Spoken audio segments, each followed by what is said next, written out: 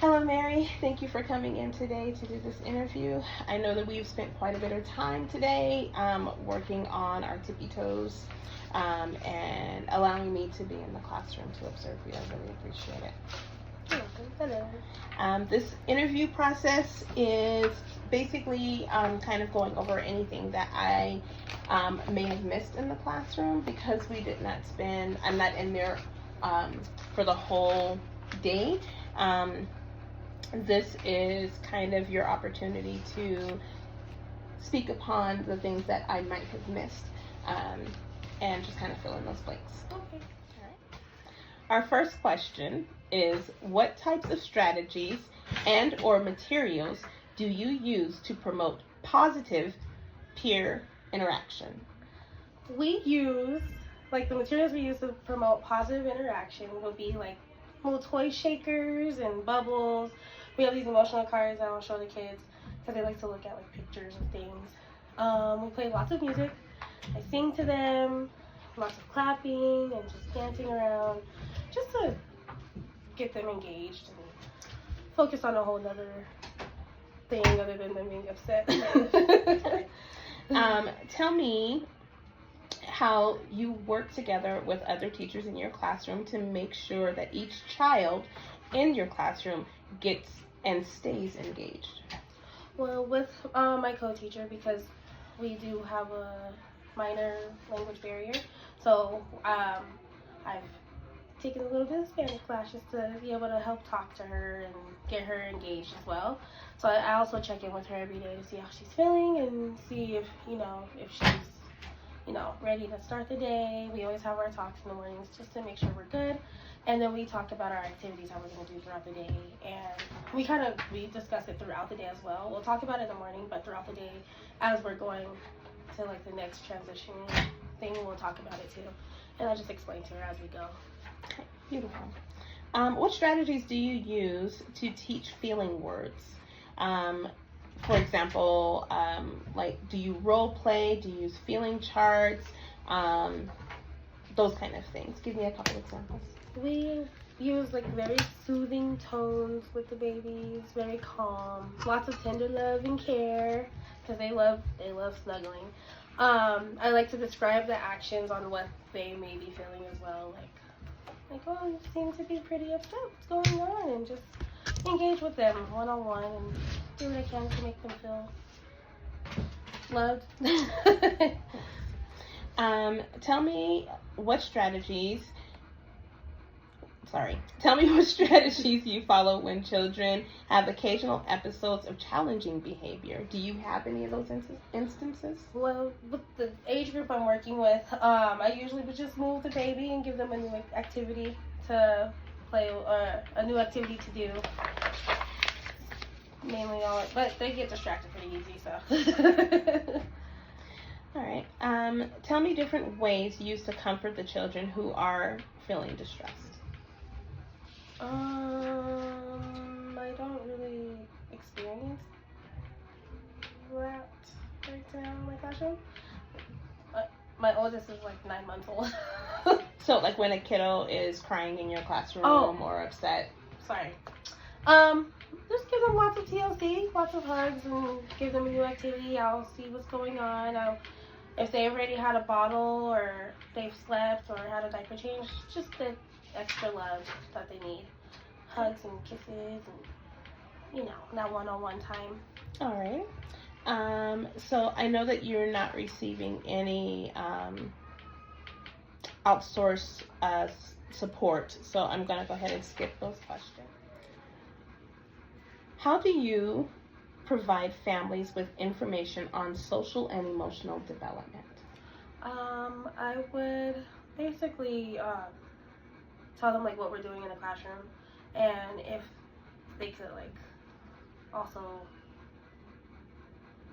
do it at home.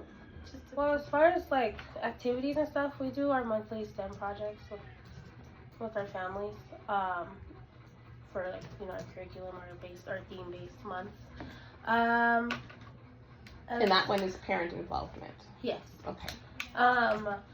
Excuse me. And what was the other part of your question? let me see, because I don't It was a remember. pretty long one. It was long. About ways that we communicate with the families on a regular basis. Brightwell. I message them through Brightwell. Very consistent, like throughout the day. Okay. What types of information do you share about what their child is doing in the classroom, and how do you share that information, and how often do you share it? Very often, throughout the day, all day. Whatever they're doing, whether they're either having like a hard day or they just did some really new cool tricks that nobody's seen before. Anything really, I communicate. I'm very transparent with the parents. It's like I want them involved as if they're like right here watching their child with me. So beautiful.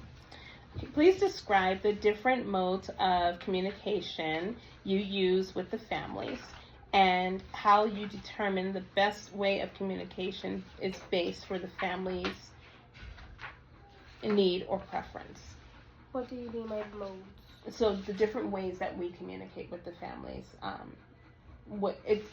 A lot of these are repetitive questions. I apologize, I didn't say that from the beginning. No, you're fine. So a lot of them kind of are reworded, but you have almost the same answer for some of them.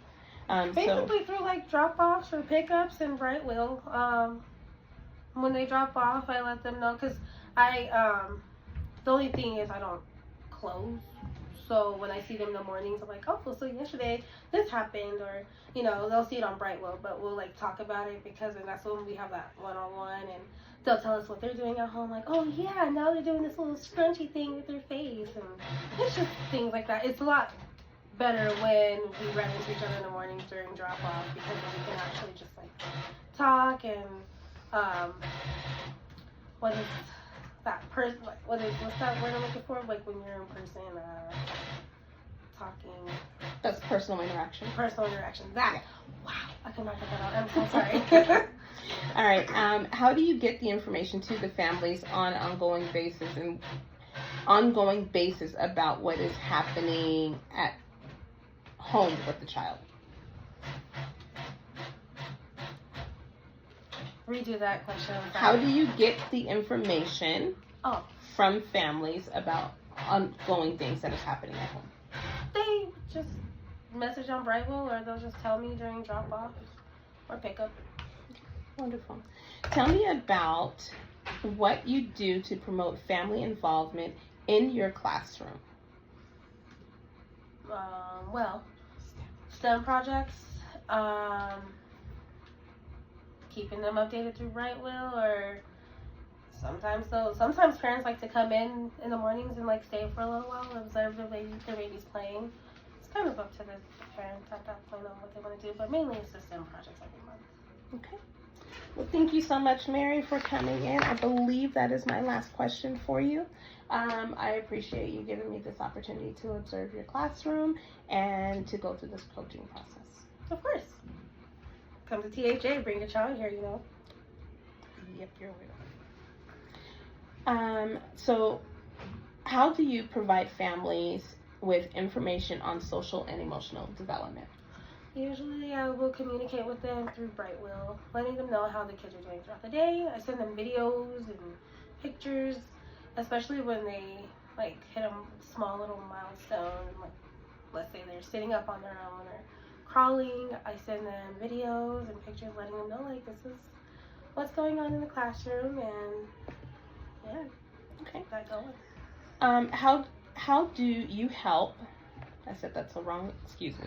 Do you help families support the individual social and emotional development of their child at home? Yes. So basically, whatever we're working with each individual child, whatever we're doing with them throughout the day at school, I usually would tell the parents, like, this is what's going on. They seem to be progressing. If we can continue that at home for a little, just to keep the consistency going, and so that the child gets used to that like movement or that muscle movement that they need to achieve. Okay. While getting bigger. Nice. When a concern about a child about a child's challenging behavior or social emotional development arises, what steps do you take with the family? Do you mind explaining? So if there is a challenging behavior, it could be social and emotional challenging behavior. If that happens in the classroom, what do you do to communicate that to the families? I would ask them, what are some steps they take at home, or like what do they do at home if the child does, experience that at home? What are steps that they take at home that I could try to do at school to help calm the child? It also depends on how they're feeling. Sometimes, like, I have to look at other reasons, as far as like if they had their shots, or if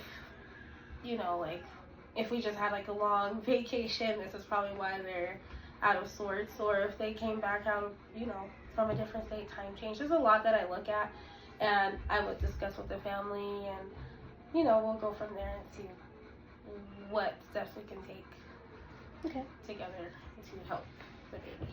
Understood. Do you provide families with information on community resources or related to children and social and emotional development? Yes.